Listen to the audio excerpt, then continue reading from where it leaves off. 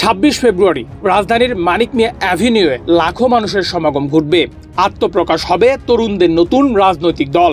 আর আত্মপ্রকাশ অনুষ্ঠানে 1 লাখ লোকের সমাগম ঘটাতে চান আয়োজকরা। সে লক্ষ্যে কাজ করে যাচ্ছেন জাতীয় নাগরিক কমিটির নেতারা। তবে তার আগেই উপদেষ্টার পদ ছাড়তে হবে নাহিদ ইসলামকে, কারণ নতুন দলের আহ্বায়ক তিনি। ছাত্র জনতার জুলাই বিপ্লবের মধ্য দিয়ে আওয়ামী লীগ সরকারের পতনের পর ছাত্রদের নতুন দল গঠন প্রায় চূড়ান্ত। তরুণদের এই নতুন রাজনৈতিক দল আসবে আগামী বুধবার। আর সেদিন জাতীয় সংসদ এলাকায় মানিক মিয়া অ্যাভিনিউয়ে দলটির আত্মপ্রকাশ হতে যাচ্ছে। তবে তার আগের দিন মঙ্গলবার উপদেষ্টার পদ ছাড়বেন নাহিদ ইসলাম। এদিকে সেই আয়োজনে 1 লাখের বেশি মানুষের সমাগম ঘটতে ও দলের আত্মপ্রকাশ উপলক্ষে বেশ কয়েকটি কমিটি কাজ করছে। এর মধ্যে রয়েছে অনুষ্ঠান প্রস্তুতি কমিটি, গঠনতন্ত্র ও ঘোষণাপত্র তৈরি নিয়ে পৃথক কমিটি রয়েছে। এসব কমিটি দফায় দফায় করছে সভা।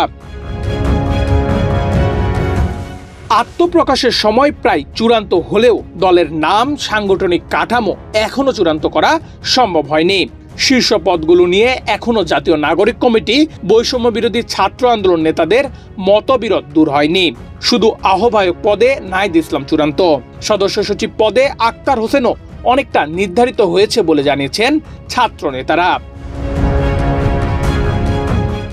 এছাড়া জাতীয় নাগরিক কমিটির আহ্বায়ক নাসির উদ্দিন পাটোয়ারি, যুগ্ম আহ্বায়ক আলী আহসান জুনায়েদ, মুখপাত্র সামন্তা শারমিন, মুখ্য সংগঠক সার্জিস আলম ও বৈষম্য বিরোধী ছাত্র আন্দোলনের আহ্বায়ক হাসনাত আবদুল্লাহ গুরুত্বপূর্ণ পদে থাকবেন। তবে কে কোন পদে থাকবেন তা নিয়ে দর কষাকষি চলমান। এই বিরোধ মেটাতে সব পক্ষকে নিয়ে এখন পর্যন্ত সভা হয়নি বলে জানা গেছে।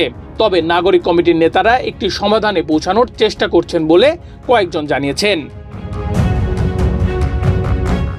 এদিকে বৈষম্য বিরোধী ছাত্রদের নতুন সংগঠন আজকালের মধ্যেই ঘোষিত হতে পারে। প্রাথমিকভাবে দলটির কেন্দ্রীয় আহ্বায়ক হিসেবে সমন্বয়ক আবু বাকের মজুমদার এবং সদস্য সচিব হিসেবে জাহিদ হোসেন, মুখ্য সংগঠক পদে রাশিদুল ইসলাম রিফাত এবং ঢাকা বিশ্ববিদ্যালয় শাখার আহ্বায়ক আব্দুল কাদের এবং সদস্য সচিব পদে মহির আলম আসতে পারেন।